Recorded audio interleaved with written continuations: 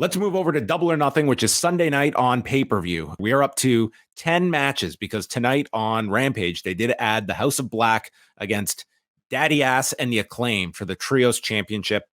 We don't know what the dealer's choice is going to be. Maybe they make House of Black have to rap on their way to the ring. Would that be cool? That would be really cool. Yes. Okay. Do you see a title change in this one? No. We're just getting started with the House of Black right now with this House Rules challenge. And the Acclaim make for fun challengers, but I'm almost a little disappointed we didn't get more of this build. And they just kind of like, they're just kind of announcing this match. I really wanted to see, well, we're going to get that big rap, I suppose, from Max Caster. I want to see Billy Gunn take the Black Mass.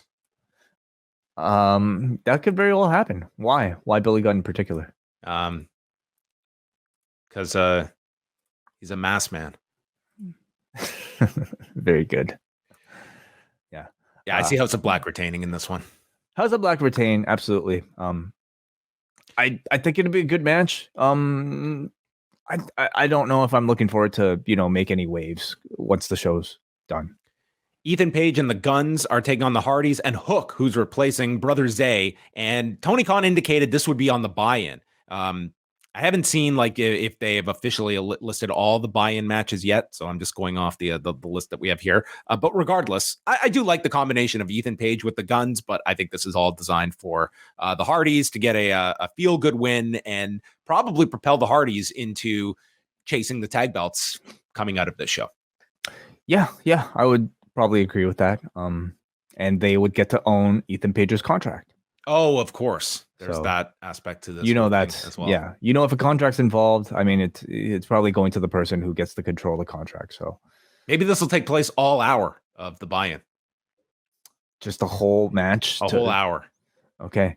I want to hear I want somebody to read the contract live. Maybe they could do that for the whole hour. That's Rampage material. Okay.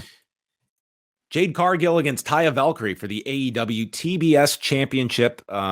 It's been a well built up match just around the finishers, and it's been a long build that they have had for this one. You can certainly not state that this is just thrown together. I guess it's a compelling enough challenger for Jade Cargill, but I think everyone would be pretty surprised if she dropped the title in this manner. And I'm at the point now where I don't know if any scenario is going to satisfy people of whoever eventually unseats Jade Cargill. That I just don't know if it's. A lot of people have brought up the name of Chris Statlander whenever she's ready to return. I think that would be one that might satisfy people. Honestly, it's going to take a good story, I would say, in order to get people to really get behind somebody. Chris Statlander can just come back, challenge for the title, and that might not be enough. I'm looking for this. And where do you go with Jade post title run as well? Mm-hmm. Yeah, unless you're ready to really kind of push her into a title hunt on for the actual championship, we might not see the title run end anytime soon. I'm looking for this match to be Jade's best pay-per-view performance. I think it's a big test really for the both of them. It's a really important match for the both of them. But this to me is Jade's best chance to have a match that actually stands up with the rest and not just on a curve. So I hope she has a great match. Jamie Hayter against Toni Storm for the AEW Women's World Championship. Mm-hmm. Well, I mean, Jamie retains. Although it's maybe not 100%, maybe if they want to give a little boost to the Outcast, have Toni Storm win the championship, it's possible, but I don't see it happening. I think this match was kind of quickly put together, in my opinion. Hayter, I believe, has been out injured. Now, that could play a part into it as well. What they want somebody. How injured is she? Obviously, if she's able to wrestle, then she can make her defenses. But I wouldn't take the belt off of Jamie Hayter. She's still a really hot, commodity right now. And maybe ultimately it's Britt Baker that's going to take the belt off of her. But what about you? Yeah, and you would think Jamie Hayter and Saraya to me would be my direction for All In. Mm-hmm. Sure. Which is several months away, but nonetheless, that I see Jamie Hayter retaining. I think this will be a very good match. I think that they're. I would be very surprised if this is not one of the stronger matches that we see. Mm-hmm. Blackjack Battle Royal. I don't have the whole list in front of me. The question is Orange Cassidy retaining or is he losing the title? Oh, it would be a real shame for him to somehow lose this championship in a battle royal. So I don't really see that happening unless it comes down to him and one other person and it becomes incredibly heated, Like ultimately you want whoever's winning Orange Cassidy's championship to be the central focus. Like at this point he's built up this run so well. Who are you going to give that value to afterwards? So is there a compelling name that you could Swerve? see? Swerve is in this battle royal, and he, to me, like having the international championship for like the international mogul. He is one that I could see being not just that, but also a follow-up that you could do with Orange Cassidy afterward. It's all about like this guy he is just keeping himself together by the skin of his teeth and is just physically a wreck, and he just keeps taking on too much. I can't completely discount the idea of him losing it in this kind of a scenario. And of the names that are in this, Swerve would be one that I think people would be more than receptive to. I think that's a great idea. I would love to see that myself. That feud myself. He's like the perfect type of candidate to benefit from taking the championship off of Orange Cassidy in sort of like a heelish, unfair way. Jay White, I believe, and Ricky Starks and Juice, aren't they all in this as well? Yes. Keith Lee's in it. Dustin Rhodes is in it. Yeah. I kind of think like Jay White and Starks and Juice, they probably all cancel each other out and probably continue their feud outside of this championship. But Swerve is like a really great pick. If you had to bet, do you think he loses? Orange Cassidy loses the championship? Allin, no. I see him retaining it, but I've talked myself into the Swerve idea as well, so I don't hate that idea either. I kind of like, okay, well, we have to think about this. Is there a bigger stage for him to lose a championship than something like this? Are there like stakes that are like, do you want Orange Cassidy to lose the championship fairly or through these sort of like, after going up against 20 other people? I think it would be more impactful of him to actually take that pinfall loss on television, and I think it would be like a really sad outcome for that audience that this run has come to an end in that fashion, as opposed to just you could pin people in these battle royals, can't you? Can you? So in either case, like I'm picturing a scenario where like, okay, let's say like, Orange Cassidy survives like 19 other people. Okay. And then here comes Swerve. And then like they do something like completely nefarious that just like is so beyond like the rules. And they just like, throw a lifeless Orange Cassidy over the top rope. I mean, that could be great heat.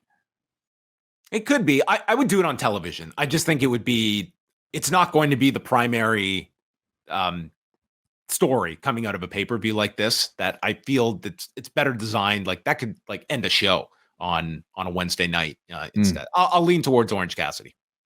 I'm going to lean towards him losing the championship. Okay.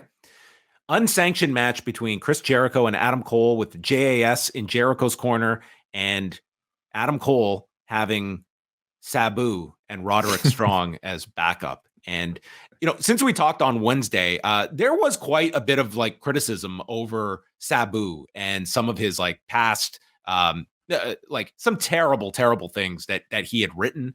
And just like looking at them the today, it was like, this is some very bad stuff that this man has like tweeted out, and specifically about people that are in AEW as well. And I do wonder if that is, going to just seal that this will be just a one-off with Sabu, and Tony Khan has said as much. This is most likely just going to be a one-off at this pay-per-view for him. And will it diminish his role in this match, more than what they were intending? I mean, I don't know how much I was expecting to see of Sabu either anyway. So what is his role here? He's a enforcer? Like, the way it was a little confusing on television, where it was explained like he's going to be in the corner of Adam Cole, but then this was the graphic they showed, which more or less made him like the referee of this match. Which it says special enforcer Sabu, so he's supposed to be impartial. But he was not presented as impartial. He was throwing chairs at the JAS. Right. Well, at some point, I imagine his spot will be involving like the rest of the JAS members. He'll do like, I don't know, Arabian Facebuster or something like that. Why would Jericho agree to this? Well, maybe Tony Khan forced it. It's unsanctioned. So they explained Tony Khan and AEW are like their hands are off this one. It's unsanctioned. Well, then I guess a personal contract that they signed for this match. Well, then I explained on Wednesday. Then I guess if it's unsanctioned, then they could just do whatever they want. So Sabu just named himself special enforcer. Okay, well, we will see how this is. It was certainly like the way it was explained on Wednesday was this guy was there as backup for Adam Cole. Adam Cole said, "I called this guy up, who I idolized." Anyway, so who wins? The outcome for this one, I think Adam Cole wins this one. Yeah, they're really, to my feeling, like strapping the rocket on Adam Cole. And like we kind of talked about this on Ask Away. He's sort of like one of our prime candidates to be next in line for MJF's championship. So I think Cole wins this one. Where could you see that happening? If Adam Cole is positioned as the challenger, is that a big addition of Dynamite or Collision? Do they hold that off? Because I don't know. If All In is a long time. All right. I don't see that as a Forbidden Door match. It doesn't really make sense for a Forbidden Door. So we're talking like All In. But I don't think Cole is hard enough yet. You know, like he to me still needs some big wins and also some big moments on TV to really kind of like get him up to that title contender level for a pay-per-view. Otherwise, you're just talking about another semi-main event. Could it be, could he be hot enough by All Out? Possibly. Could he be like All In? You have to think if that was the direction and we're coming out of this where you want him primed for a title match, you have to imagine in their thinking was that All Access was going to be a lot more impactful than it ended up being. That we're going to be fresh off this series and Adam Cole is going to be the superstar. And I think it's safe to say All Access did not provide that for Adam Cole. I don't think it hurt Adam Cole, but I don't think it propelled him into this giant sympathetic babyface that everyone's rooting for. But I think he's not that far away from being built up to where people will take him as that. But you're right. He still does need some fuel in this push. It's very possible. A lot of it comes down to maybe what CM Punk's plans might be too for some of those matches. But in either case, I mean, Cole seems kind of destined for a big role right now. Ladder match: Wardlow and Christian Cage. I'm not crazy about the ladder stipulation. I'd be more interested in this if it was just the two of them having a match and seeing what kind of match Christian would get out of this guy. But obviously the ladder can certainly accentuate like Wardlow as this killing machine. And for Christian, I mean, I don't know. I'm not crazy to see Christian in a ladder match at this age and all the stuff that he's been through as well. And on top of it, like the expectations for ladder matches are so high, especially when you're Christian. And I don't want to see this guy be turning back the clock to try and I hope this is a very smartly worked ladder match and not one that's just carnage, because there's enough carnage on this show that you don't need it for this ladder match that I don't imagine is going to be, it's going to be overshadowed by a lot of other stuff that follows it.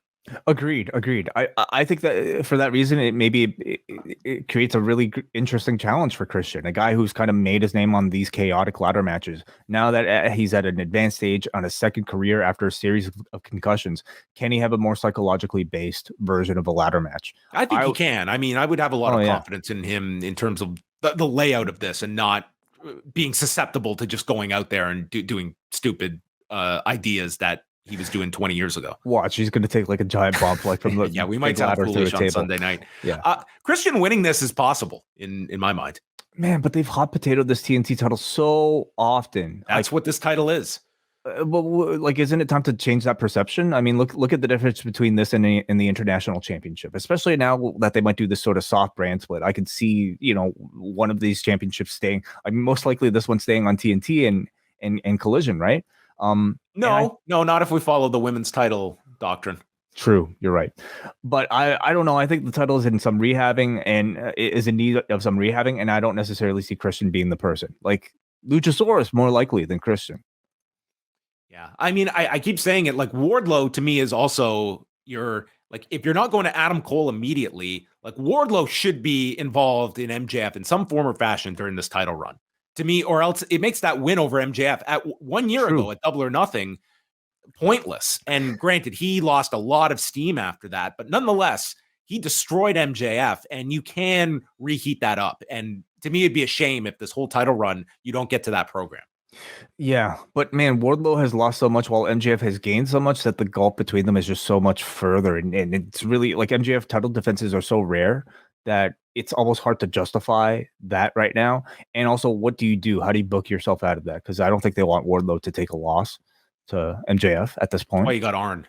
Arn can be the wedge. Does Arn get on the ladder? Oh my goodness. Oh, don't even. Let's not even think about that. But does Luchasaurus take a spine buster? Yeah, sure, maybe. I think so. I'm sure he'd volunteer to. I think Wardlow wins this one, and I think they build to Luchasaurus versus Wardlow. Okay.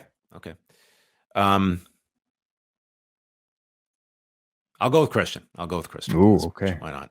FTR against Jeff Jarrett and Jay Lethal with Mark Briscoe as the referee, with Karen Jarrett, Sanjay Dutt, and Satnam Singh in the corner. We're going to have a ton of people involved in this, although I'm looking forward to it. I think this one will be like the Jeff Jarrett match on a pay-per-view. It's always got like its own rhythm, different from everything else. And they're in with, I mean, these are, among the best tag teams in the world. Jay Lethal and Jarrett are a tremendous team themselves. And then you've got Mark Briscoe as well. That it's an interesting enough story. And there's the possibility for a title change, although I'm going to lean FTR retains in this one. I'm leaning FTR too, although I wouldn't be completely surprised because I think Lethal and Jarrett are like have definitely impressed in ways that have surprised all of us. Jarrett especially, to the point where I could see them I could see Toni running with a title run for these two and FTR chasing them back, for instance. But I think FTR retains because I think there are bigger matchups for them with Forbidden Door, All In, All Out as well. This is sort of like your comedy match of the evening, and that's sort of like a different territory for FTR.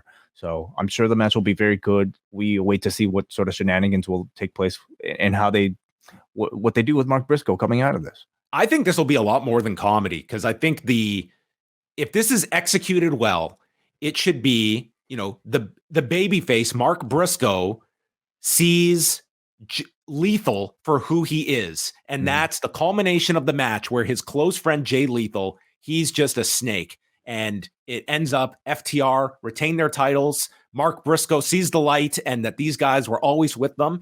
And that opens our door for these guys to be a trios unit as well that you could go to as well. So there's options of where you can go. But I think ultimately it's the heels get their comeuppance here, and Mark Briscoe sides with FTR. Or Mark Briscoe versus Jay Lethal, maybe as a singles program as well. Oh, you could certainly come out of that with that match, and it will mean something when they do that one. And then wrapping things up, we have two more here. Let's go to MJF, Sammy Guevara, Darby Allin, and Jungle Boy for the AEW Championship. Is this closing the show as we are 48 hours out? Yes, I think so. I think this whole program has been made as an investment for Tony Khan into his future. And it's been done to elevate, at least in stature, these other three, along with MJF up into a main event level status. And you're not going to achieve that by putting them in the semi-main event. At this point, like, people are buying this pay-per-view for either, most likely for Anarchy in the Arena, with this being a second. So they're already through the door. They're probably going to stay and watch the entire show anyway. Give them the status of being a pay-per-view main eventer so they can all say that they've main evented a pay-per-view. I think it's the right move. It's been the story as well of, for Guevara and the chance to headline. And, usually I say you go with like the hottest match and you build the card backwards from the hottest match. And Anarchy in the Arena is the hottest match on this show. But I would look at, I see several reasons why you go with this. Number one is you are putting these four into the toughest position on the card, which ultimately is going to benefit all of them.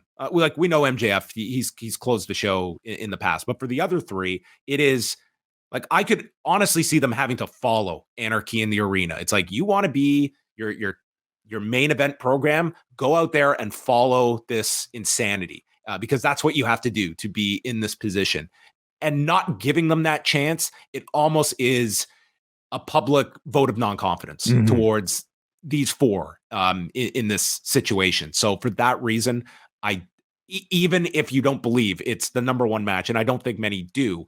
There's a lot of pressure on these guys to go out there and deliver an incredible match, and I think they're going to have the ultimate pressure situation of perhaps directly following Anarchy in the arena. Like, I don't see them giving a giant buffer between that match and the main event. I could see those being the two closers. And I absolutely think these four are capable of delivering a performance that's different enough from Anarchy in the arena to be impressive in its own right.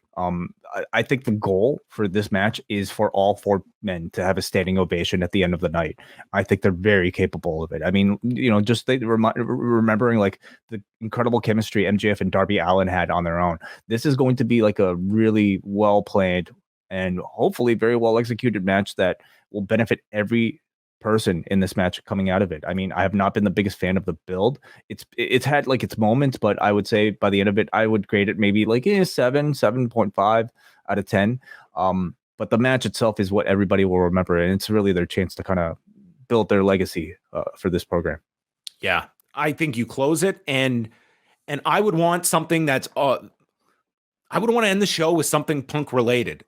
If you are at least going that direction, I think you really want to give your audience something in the form of Punk on this show, regardless of where it is on the show. It would make the most sense. Like, that's your final moment on the show, but you come out of this and it's very clear where Punk is going, as opposed to just doing it on television. But there's different ways around it. I do not see them just, keeping their in the current situation where it's implied but not outright stated. You think Punk appears?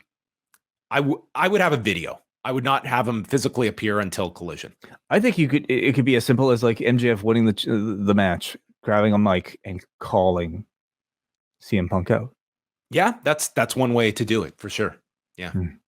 So I think we all assume MJF is retaining here. Are they going to stun everybody? No. And then Anarchy in the arena with the Elite taking on the Blackpool Combat Club. This has been an outstanding build. I think one of the better pay-per-view built matches AEW has done, with the reunion of the Elite, with just outstanding work by Jon Moxley. He's been the MVP of these 8 for me, and Danielson has been outstanding too in this heel role as well. Man, I think expectations are through the roof for this match, and I just following last year's Anarchy in the arena, that was one of the best matches AEW produced last year. So it's a very, very high bar, and I think a lot of people have confidence they're going to clear it this year.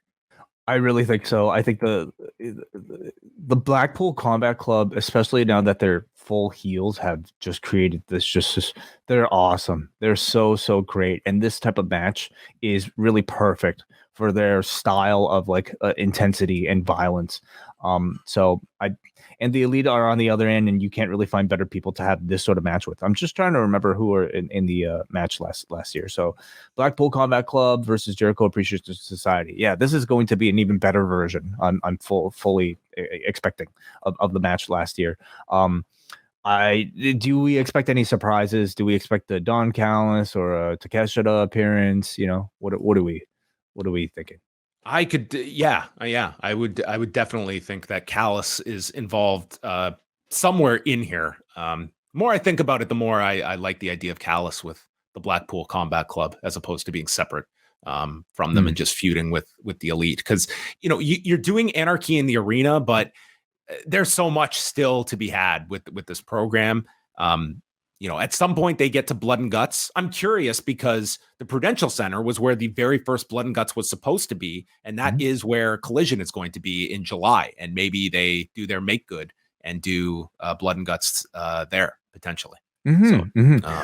Yeah. So, we're talking about the group that's responsible for Stadium Stampede and the group that's responsible for Anarchy in the arena going up against one another. So Anarchy in the arena obviously was a lot more serious. It was not a cinematic match. But I would also be curious to know, like, if they incorporate any sort of the more interesting creative elements from Stadium Stampede into a match like this. I'm not expecting Hangman Page riding a horse, through the concession stands or anything like that. But do they have any sort of like pre-planned sort of like backstage areas that are maybe a bit more memorable than just a backstage brawl? These are like the types of creativity that I think we've come to really love from the Elite, that I would hope that they would be able to tastefully integrate into Anarchy in the arena. Yeah, it's they've got their work cut out for them, but I mean, these are the individuals you would have a lot of confidence in will be able to do that, and it's going to be, you know, to pull this off. I mean, there were a bunch of injuries coming out of last year's show, including to Danielson. There's that aspect to it. Like, these are a lot of your key players, I'm sure, that are figured in for Forbidden Door, for All In, and this is going to be a very, very, I mean, they have literally promised you the most violent match in AEW history, and that is going to, like, that's not just some line thrown out there to sell you on the pay-per-view. I'm sure they have a ton of crazy plans. How many of these 4 men won't be bleeding by the end of the match? I think we could have all 8 bloody, and maybe even Don Callis if he gets involved. Yeah, I think everyone's going to bleed in this thing. I think this is going to be a total bloodbath, and I think we're all going to be stunned. Getting tested at the end? Yeah, probably not. That's we will see. All right. So there you go. It's a pretty loaded show on Saturday night.